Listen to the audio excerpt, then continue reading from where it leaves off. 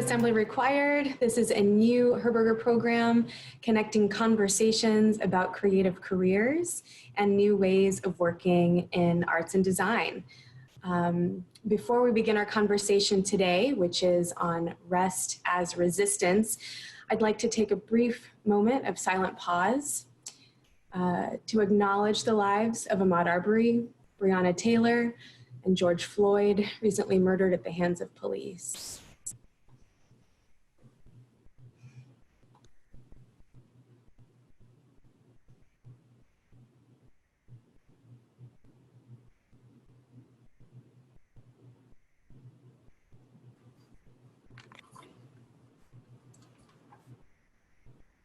Thank you for taking that moment with us. I want to share a few housekeeping rules as we begin our conversation. This is a dialogue that is moderated and facilitated today. The session is being recorded. If you are not interested in having your image or your photo be included, please keep your camera muted.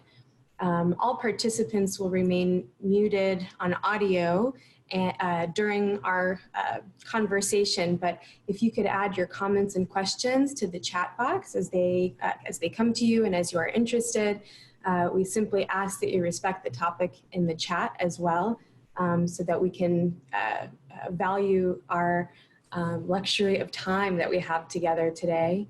And the conversation of the panelists will transition into audience questions and answers.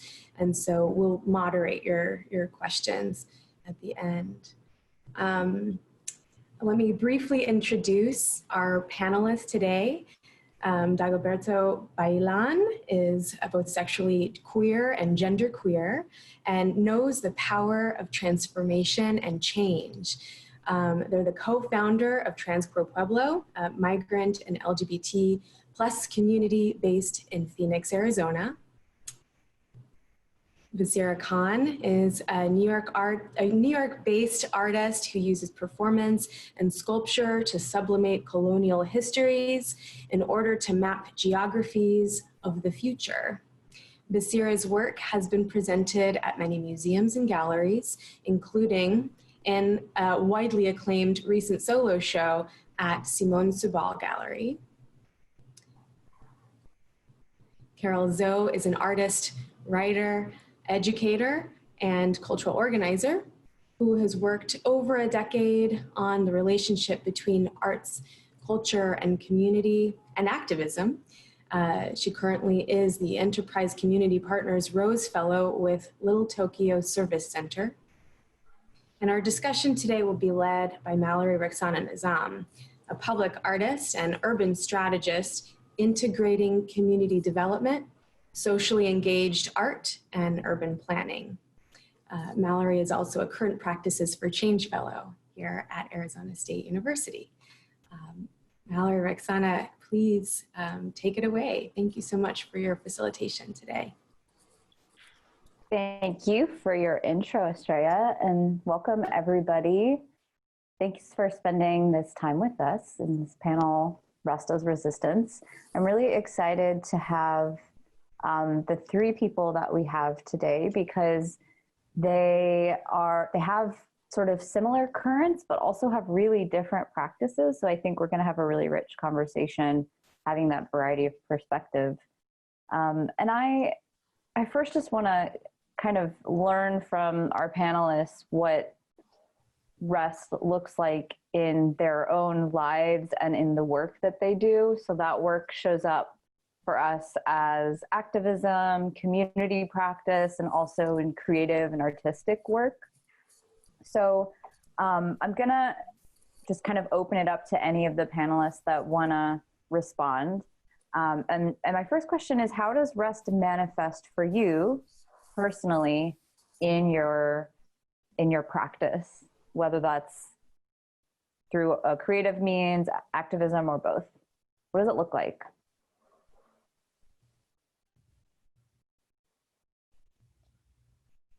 Okay, so I'll go first. So when I first started talking publicly about my artwork, I made it a point to talk about how sleep is really important to my practice, because if we are, if it's true what they say about sleep is the cousin of death, in a way, if you follow me, is that you're in this transition, this space, and there's a sense of the subconscious kind of matching with this darkness and this space of imagination. And we are asked to do a lot in a day. And that brings a sense of worry and anxiety, and our brains are never turning off. And so we're never really achieving the REM that our bodies actually need. And therefore, we're not achieving this sense of imagination. So rest for me is critical and radical, because you have to have a space where you can imagine, like radically imagine a new form to not only for your own well-being, but just like, for example, what happened last night. Yeah, so Baseera talking about sleep actually brought me back to like being 11, living in Phoenix, Arizona. And my best friend, her mom's euphemism for sleep was deep thinking time. And so whenever she would put us to sleep early before the adults, she would never say, go to sleep. She'd say, okay, kids, it's deep thinking time. And so I actually think about the fact that we juxtapose like rest and productivity as opposite processes. Like one is active and one is passive. But I actually think that rest can be really active, or that rest can encompass like reflection space. I usually call it like percolation space. That's how I excuse procrastinating, where I'm just like, the ideas are percolating and the ideas will come. That's part of the creative process, right? But I actually do think there is some validity to that, to making space for like creation and incubation that doesn't immediately look active, but actually is really active. And I'm also a big advocate of like, it's okay to be passive. We don't need to be churning out things all the time, whether in kind of like incubation mode or like production mode. It's really just okay to watch Netflix because we are human beings. I think, so part of my work is working with LGBT migrant community. And I think really, I have this saying that our liberation lives in our traumas, right? Every time that we work towards our freedom, we re-trigger some of these things that have caused us a lot of harm. And so I think for many communities of color, the idea of rest is reshaped by survival. And so I think I struggle, I think, and I have struggled, I think now that I'm 33, 34, I don't even know, I lost track. But I'm really figuring out what does it really look to be intentional about finding a space to reimagine life. And I think for me, that's what the role of rest takes. I think for many communities of color, the idea of rest it's really far because we're working 3 jobs. I remember I used to work cleaning pools at like spas a long time ago. And I think those were some of the most reflective times because I used to work overnight. I used to be there from like midnight to 5 a.m. and having that alone time and just being able to process, I think was precious, but also really, I think I realized not too long ago that one of the most important things that colonization took away from us was the idea to reimagine a world where brown, black, and people of color are actually in power and live within their power and are not just surviving. And so I think rest for me sometimes manifests as just visiting my mom and just like eating food together. Doing my makeup because I do drag, right? Like I have found so much peace in just like, learning how to blend and like just looking on point. And so I think, I'm struggling with it, but I think as I move forward in my life, I have found, I have been able to identify that actually rest can take the shape that we want it. And I like the idea of deep thinking, right? It is those places where you're just like loving each other, loving yourself, or loving your community, where new ideas can flourish. I have never thought about, I've never really thought about the relationship between rest and love. And I love, Dago, that you just kind of connected those two sentiments. I think that's really powerful. And one thing that I heard from all of you is this, whether you were explicit about this or it was kind of between the lines, it's like at some point in your life, I feel like there was some sort of shift in how you had to, your relationship to rest, like you had to reframe that and reimagine it for yourself. So could you talk a little bit about that process? Like, were you earlier in your life, were you presented with a different understanding of rest? And how did you kind of shift how you thought about it throughout your life? Well, I think I was blessed with a very active mind that won't ever rest, really. Like we're talking about rest, it's constantly thinking and overthinking. Some of the best feelings I've had in my life, but also some of the worst, and all the microaggressions that a femme body, a brown, like Muslim body has to deal with. I grew up in the South. And so early on, I developed a kind of the only place that I could have privacy was to be unconscious. It wasn't enough to kind of hide under the blanket. Like I actually do that as a profession now in my practice. One of my performances is doing a performance under an acoustic blanket, but it was like a place where I had privacy. I grew up in a small house, large family. So all of the microaggressions I had to deal with during the day, I did not want to come home and talk about that with my family because I knew that they held deep amounts of trauma too. So I slept a lot, and to the point of where I think my family was deeply disturbed by how much I was sleeping. And I realized that I see that in my nieces too. And I think because I'm older now and I've kind of created a space for myself that seems positive, that has positive returns, my brothers and sisters whose nieces and nephews, I see this kind of methodology of rest by sleeping a lot. I see it as a space for privacy. I see it as a space where they are dealing with so much, and this is a place where they can reconstruct and rehabilitate. And I've had these conversations with them, and it's helped. It's helped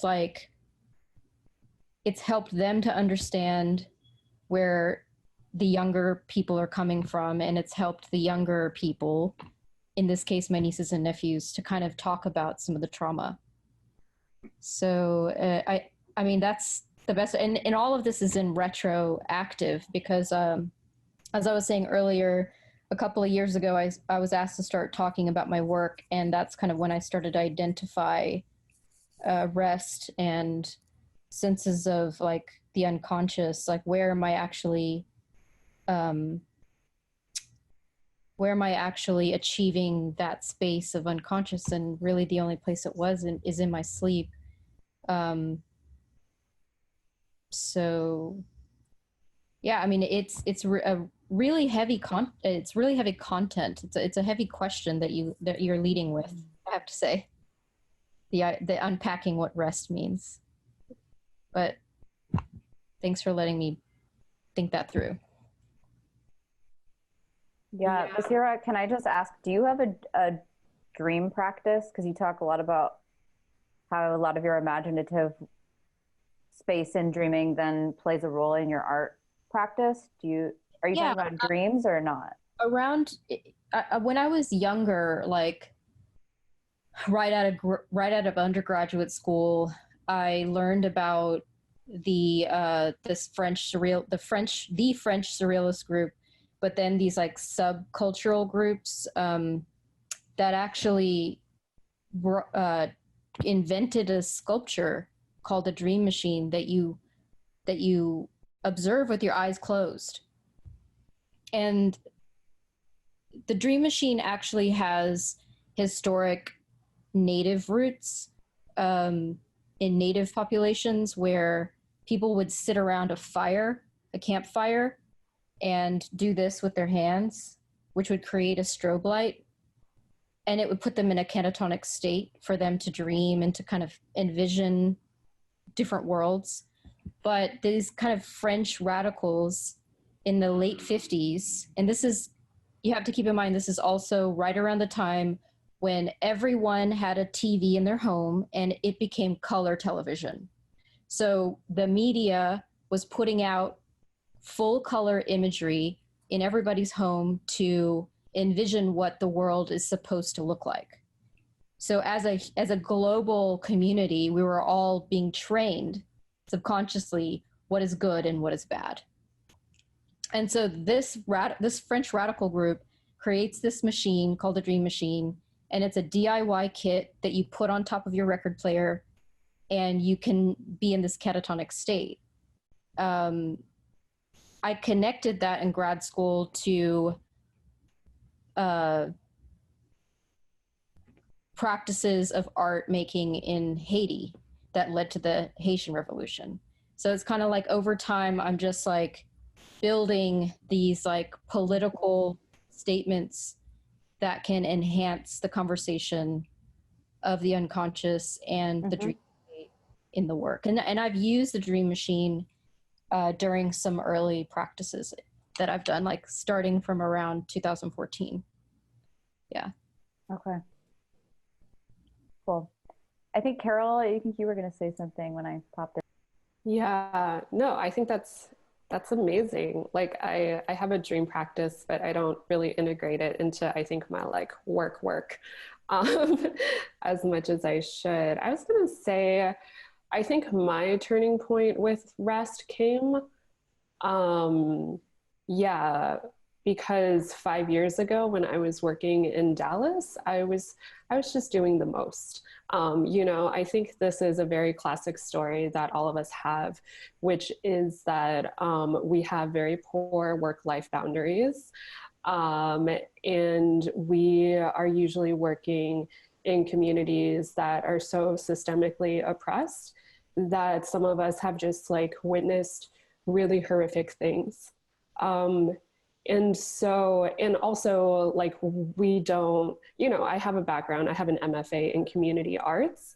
So I didn't really have a background in social work or a background to really like process what was going on in my role and in people that I was supporting. And I really think that, and it's like the classic burnout story, right? Where I don't think I was my best self.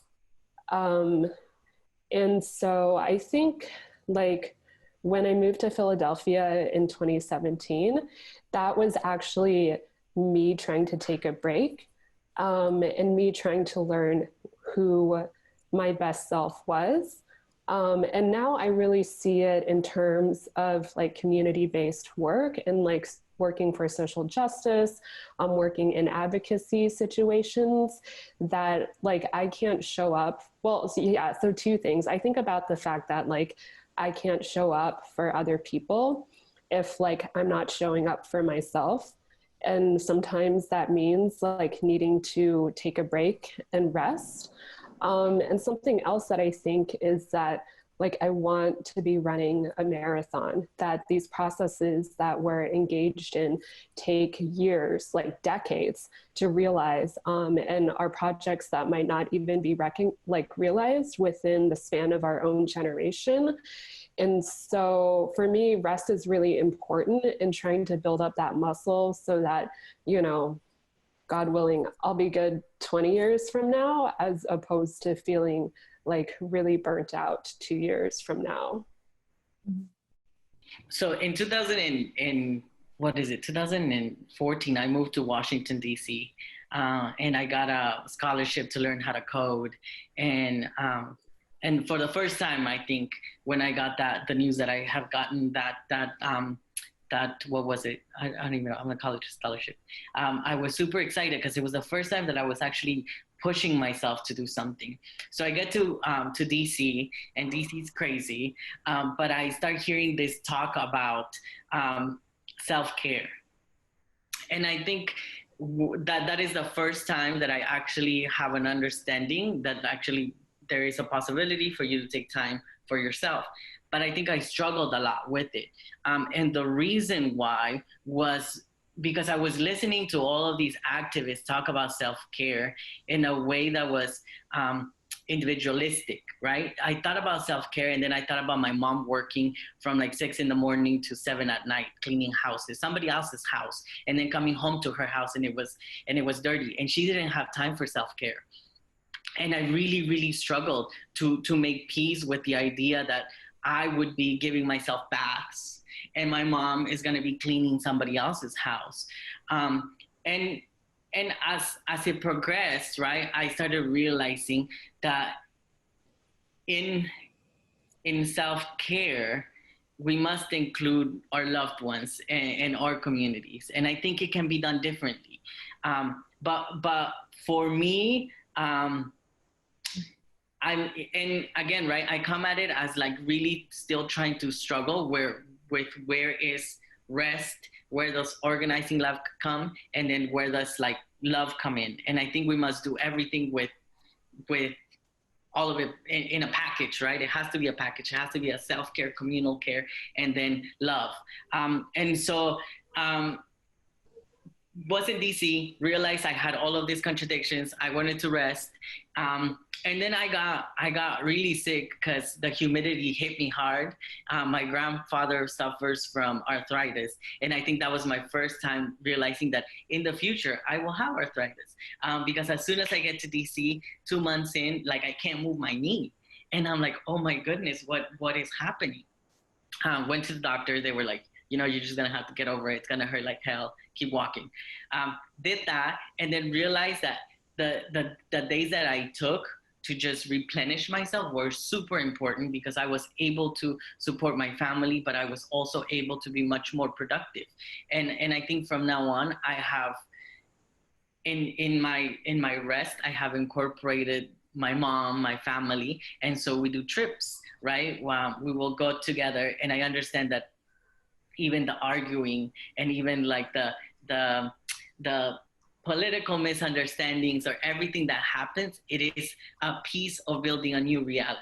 And in those arguments live this amazing idea of like resting collectively, right? When we're together at the river swimming, or where we're in the pool sharing a beer or whatever, we are collectively building a new world where hopefully in a few years from now, people like my mom who do this work from like 6 a.m. to 7 p.m. will have a space where they can demand rest, where they will be able to like imagine themselves as the queens and kings that they were at some point. I'm really intrigued by, and I think, again, I heard this within all of your stories, there's like, I think I would say we're all trying to figure out it within this world of, or this practice of rest. What is the relationship between the self and the collective? How do you all think about that? The relationship between the self and the collective in the context of rest? I mean, I resonate so much with what Dago and Baseera are sharing about, because I also grew up in an immigrant family in which rest was not modeled for me. And in some ways, like there was shame around taking a break, right? There was shame around, oh, you must be lazy, like you must not be working hard enough. What is wrong with you? And so I think, like, on the one hand, there is internal programming that I myself have to undo in order to give myself like permission to rest. But I also don't think that like resting and self-care are individualistic practices, because like Dago said, like I am in a position where I can make those choices to rest, whereas other people in the community that I come from like cannot make those choices, right? And so when we think about rest, like how do we think about it in terms of policies for our communities, whether that's like living wage. I mean, I know artists who are working 4 different part-time jobs, right? Like they're not resting. If they had like a full-time job with living wage and benefits, if we had universal basic income, then I think those are the mechanisms that actually like empower us to create rest for our communities. Mm-hmm. I can say that the question of how do you decipher or think through the individual and the collective, the community, is that your question? I did this project where it was called Braid Rage, and I trained my body to do like indoor rock climbing, and I had no intention of it being art. It was just a way for me to tool up and get myself in gear to deal, because there's a lot to deal with. We've all already talked about all the things we're dealing with. There's a lot of assumptions in the room. We're not all the same people. We don't come from the same histories and the same trauma. But there's a lot going on in everybody's life. And so for me, the way that I wanted to combat that feeling of arrest, right? Like feeling of not thinking about rest, but thinking about the fear of arrest, you know, like the arrest of breath, the arrest of like physical people getting arrested for doing nothing, the like ICE coming in and like breaking up families, like all of it. It's a lot. And so for me, I trained my body. I was like, I know that if I'm strong, I can run. I know that if I'm strong, I can lift whatever I need to and do all the different things in my art practice that I physically wouldn't be able to do being a small person. So it helped me to be like someone who can like use endurance practices and gyms and things like that to kind of like get oxygen to my brain. And so then at some point I realized I need to do a performance with this in mind, because it's such a powerful tool to deal with and manage trauma. Because a lot of the times I think I started laughing when Dago said something about going on those trips with the mom, and being angry and yelling and screaming is a part of it. Totally understand where you're coming from. And so I started doing these performances where I did these resin pours of the corners of my body and created these huge installations. And then I covered myself with charcoal so I could trace my body, trying to like climb as high as I could to the top of these white gallery cubes. And I called it a collective self. And all of the body parts are kind of like these variations of skin tones.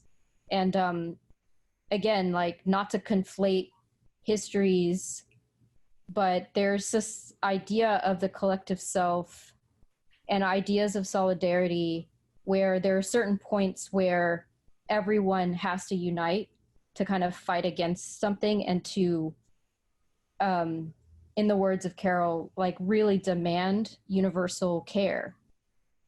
And then there's also these points where you kind of have to fraction off and deal with your own community's disorder. So I am trying to build the idea of what is the difference between the collective self and the self, and how like anything that I do to like help manage myself and my trauma could inadvertently become kind of like instructional, and that could help like my family or like other families. And I've done some of that work through the performance. Yeah, I think I am the individual and I am the collective.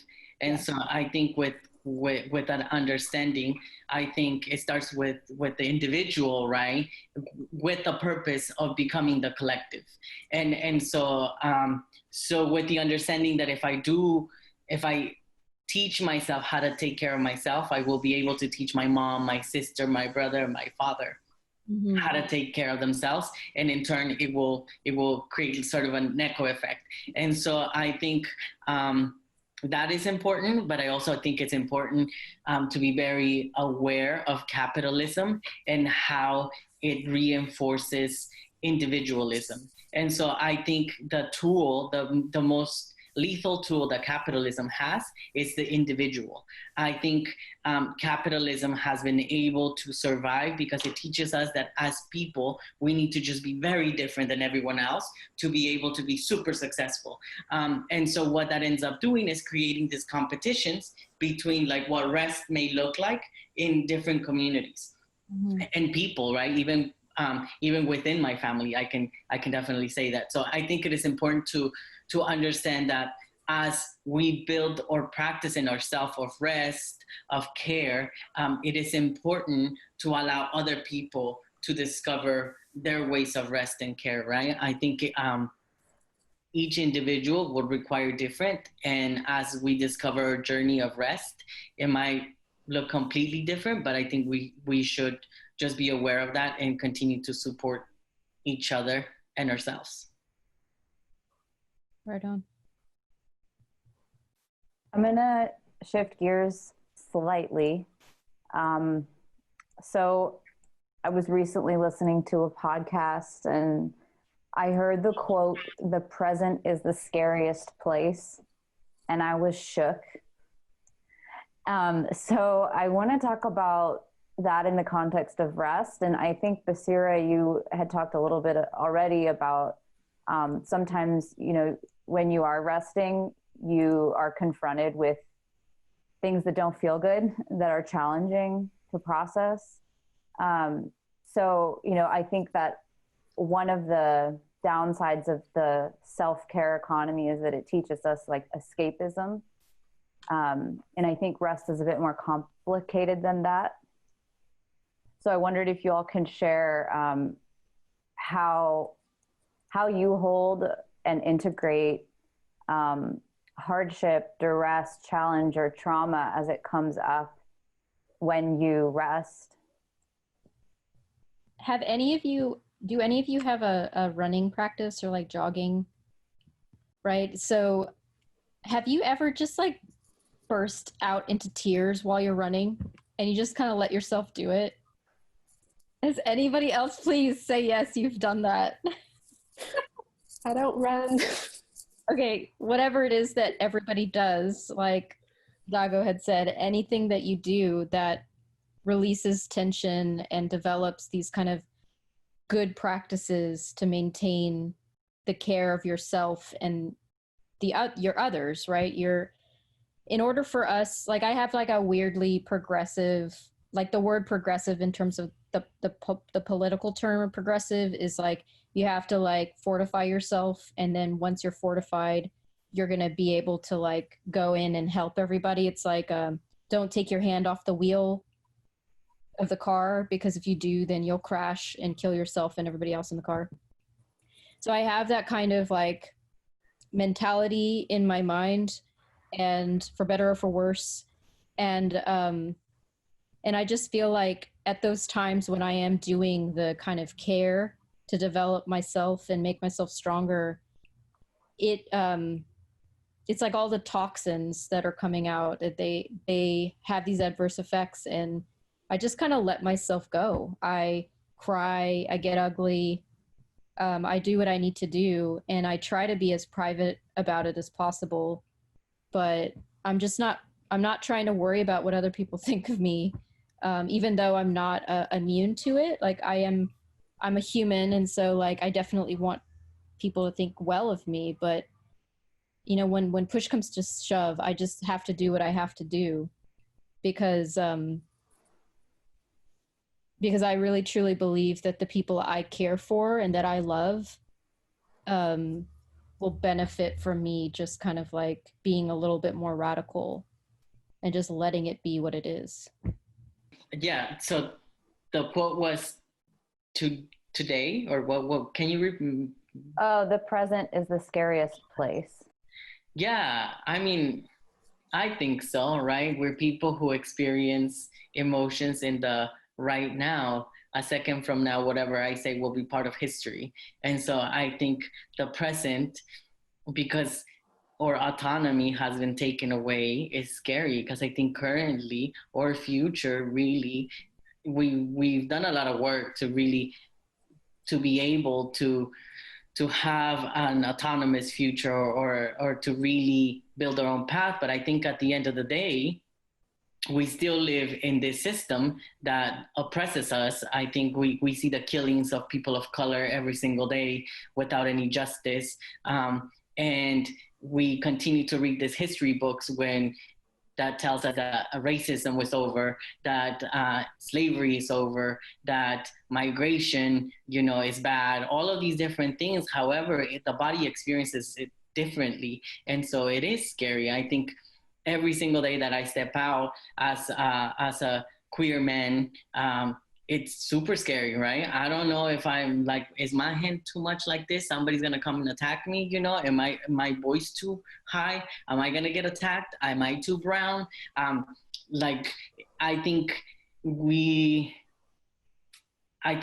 world has created a bubble of intimidation that surrounds all of us, and I think different people react to this intimidation differently. Some people gun down others, and other people just retract and don't want to leave the house, right? And so I think part of overcoming some of the scary things that happen in this society is, for me personally, is taking time to myself. I process very privately, and I think rest allows me to just be able to process feedback. I don't do well processing in a big group. I also don't do well with having to just put out things like that, right? I've learned that the greatest thing take time, and that when you go slow is when you're really able to build something for yourself. And so I try to go as low as possible. I try to be as mindful as possible, and I try to have lots of private time or lots of alone time, because I think that's so precious. If you're able to love yourself when you're alone, I think we're in a good place to build solid practices to not only support ourselves but our communities. Yeah, I guess my perspective on sitting with maybe a really difficult present, is I'm a Scorpio moon, so I do that all the time. But I am too, actually, Carol. For real, too. But I also think about, if I don't deal with difficulty or emotions, who am I passing that on to? And I actually think that this is a huge problem in our activist communities, where we experience so much generational trauma, in a sense, because for one reason or another, we were unable to heal it, right? So we passed it down. And I also see this in, I think, a community that's supposed to be based on a vision of justice and care for each other, often actually coming for each other and undermining each other. And not because people are terrible people, but because people are just carrying so much with them that maybe they haven't had the space, because of systemic reasons or personal reasons, to examine. So I really think it's my responsibility to sit with the difficulty and sit with the uncertainty. And then something else that I also think about in relationship to the last question about individuality and community is, I think that in order, there's a certain uncertainty in trusting the people around you, right?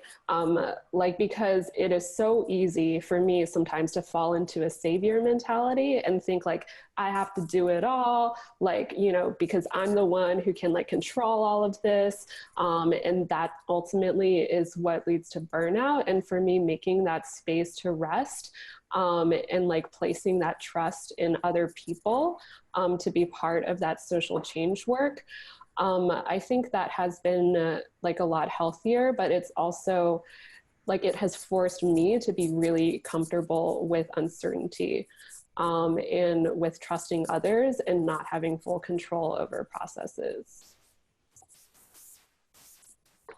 Yeah. I am actually going to go ahead and start opening up questions, and DP posted a really great question that I think fits right in with this conversation, which is the topic of celebration and rest. So as a queer activist, DP struggled to understand celebration as a form of activism and resistance. So I'm curious if you all have any experiences that you can share around celebration and rest. Because I was asking about, you know, the sort of the challenge, the hardship that comes up and the truths that we sit with when we rest that can be really heavy. But then there's also this other element of the celebration that can also be a part of a resting practice. So does anyone have any thoughts about celebration, how it fits in with your resting practice? Well, for me, it's like, how is it all part of a healing process, right? And so resting is part of healing, but also connecting with other people, and feeling joy with other people. That's also part of a healing process. And I do think that we need to shift our perspectives from like being martyrs, you know, in a super like traumatized activated space, like let's play oppression Olympics. You know, I think we need to switch from thinking that we always need to martyr ourselves to the fact that like this work is joyful and we are trying to like make the possibility of a joy-filled future with each other.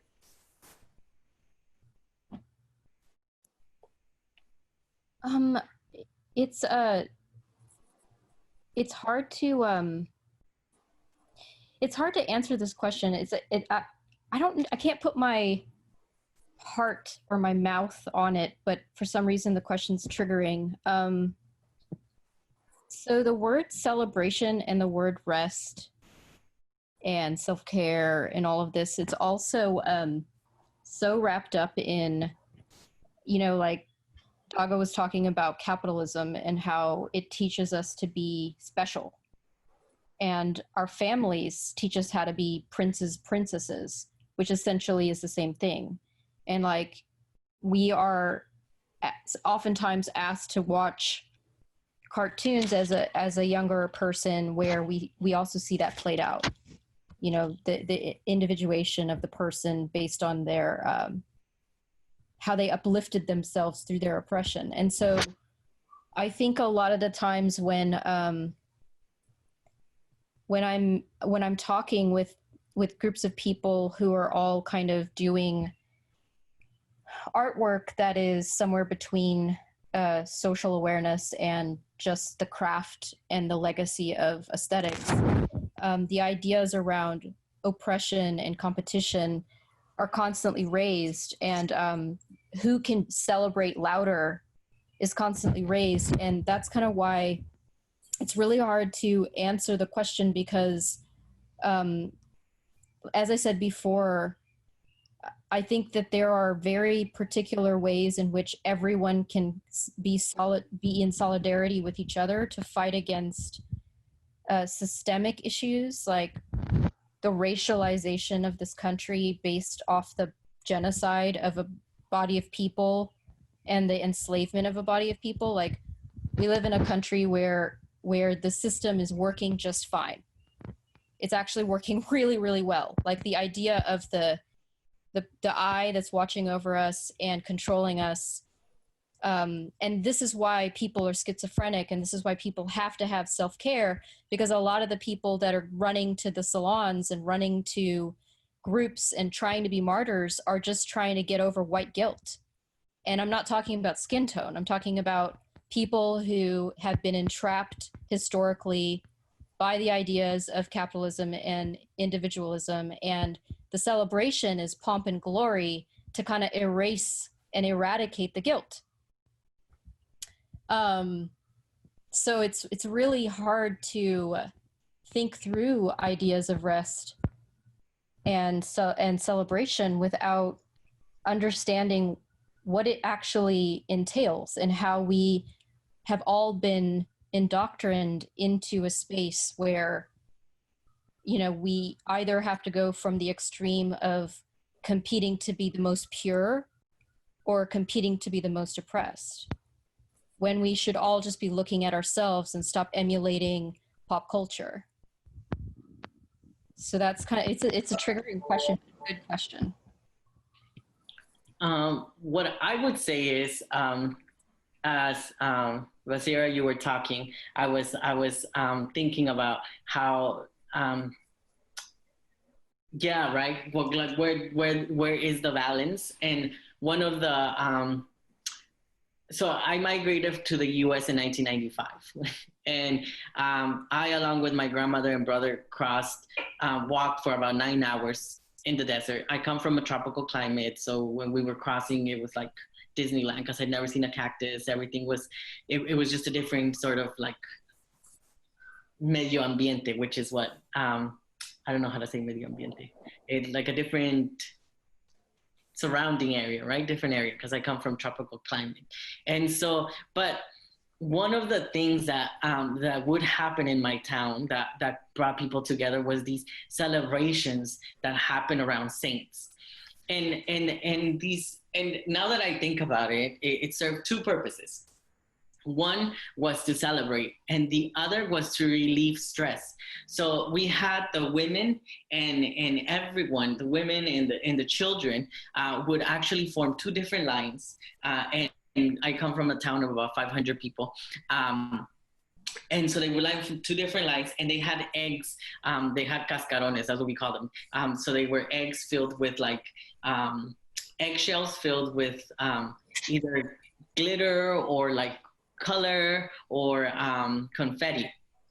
And so these two, and so if you didn't like someone, you would step in front of them and then you would crack the egg on top of them, right? And so like we did this like for an entire day, and then the music was playing, the bands were playing, and then I realized that for some women who hated each other, that was the first time that they would interact.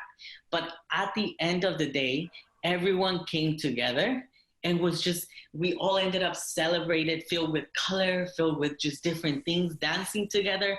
And so when I think of rest and celebration, I think of that instance that not only served as a place to celebrate, but also to put aside or conflicts, to like really rest from like anger is such a nasty thing, because I think it involves your body and just holding, right? Like you kind of shrink and like you hold lots of things, and so you feel uncomfortable, you always make faces, but I think when you celebrate, you're able to just release things and are able to just rest some of the things. And so I also think that the same way that I need like time alone just to process, I think some people need time to celebrate collectively, to be able to connect with the struggle. And so I think for me, it's equally, and also as a Leo rising, I should disclaimer, like being able to process and to do drag and to just be acknowledged, not only by myself, but collectively, that we're all like singing a song and we're like all feeling it because we've all had heartbreak or like some sort of emotion, I think has been important. And I think, yeah, it is also an important piece to be able to celebrate our small wins. Because listen, the road to liberation is long.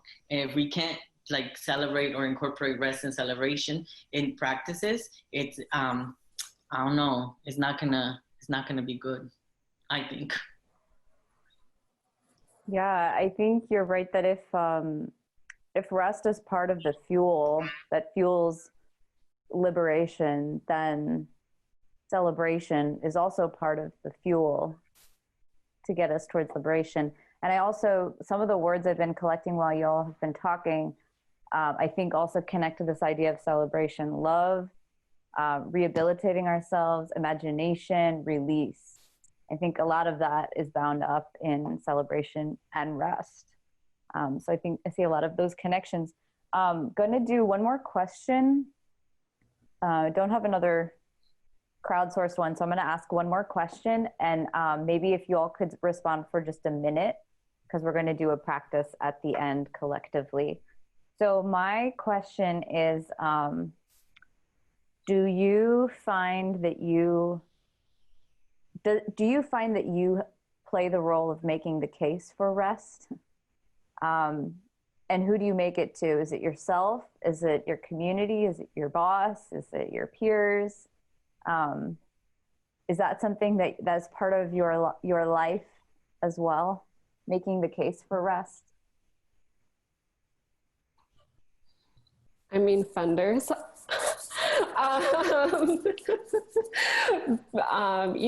Yeah, I think with funding, this coincides with, well, how do we actually give enough time to build relationships? And how do we value relationship building as time, as opposed to just be really like output or productivity oriented?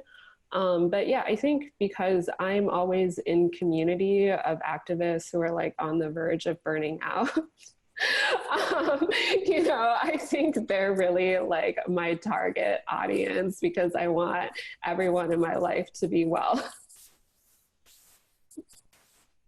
You remember earlier we were talking about how a lot of the like family members and loved ones that are in our individual communities do not take time out for themselves.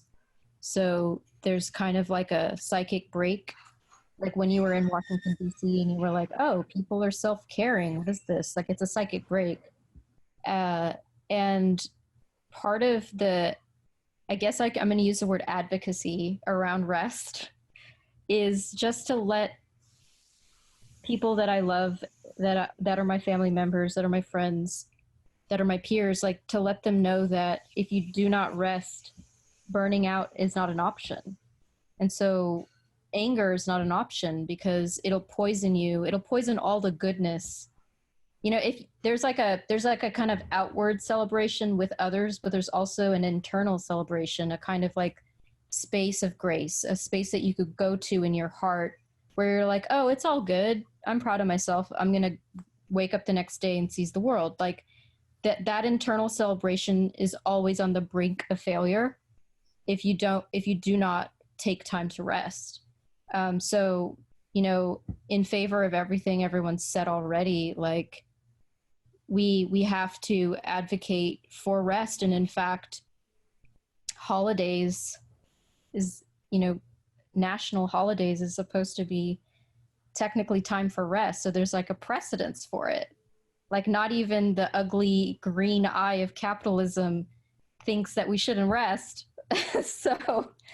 So yeah, families that have to work around the clock and never rest, or people in the activist world who are working around the clock and cannot rest, it's important to take care of your body and your psychic space.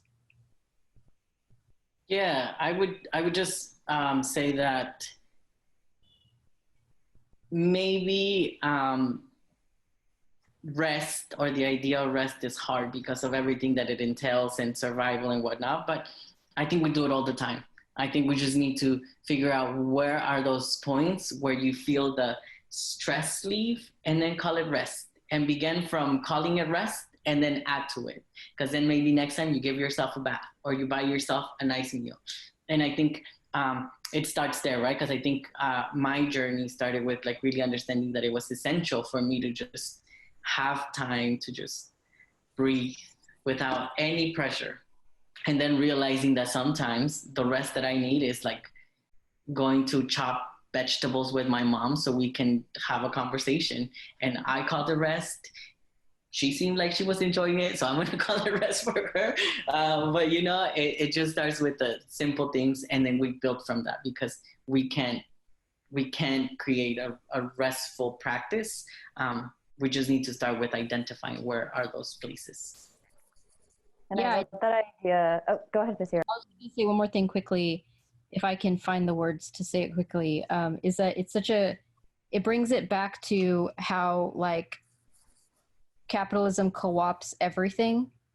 And it's so important for people in our communities to know that rest doesn't equal going and paying $20 for a yoga studio, or like buying organic groceries, or going to a salon, or like doing an in-home care facial, all of which I miss.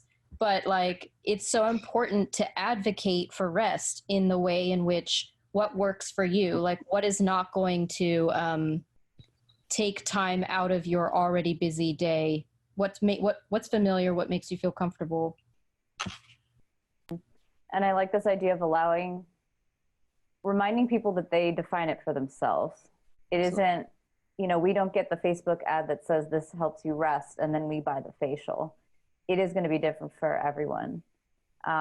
And I think we're going to leave on just one collective moment of rest that we can share together. And I'm going to invite Carol to guide us through some breathing. Yeah, for sure. So we're just going to do one breath to regulate and calm the nervous system. And so what we'll do is we'll breathe in for 4 counts, hold that breath for 7 counts, and then slowly breathe out for 8 counts. So it's called the 4-7-8 breath. All right, so I can count people off. So we'll inhale, 1, 2, 3, 4, hold, 1, 2, 3, 4, 5, 6, 7, and then exhale.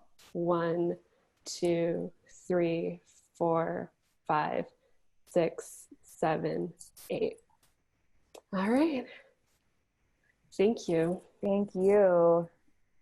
Thank you all. I'm going to, I think, hand it over to Estrella.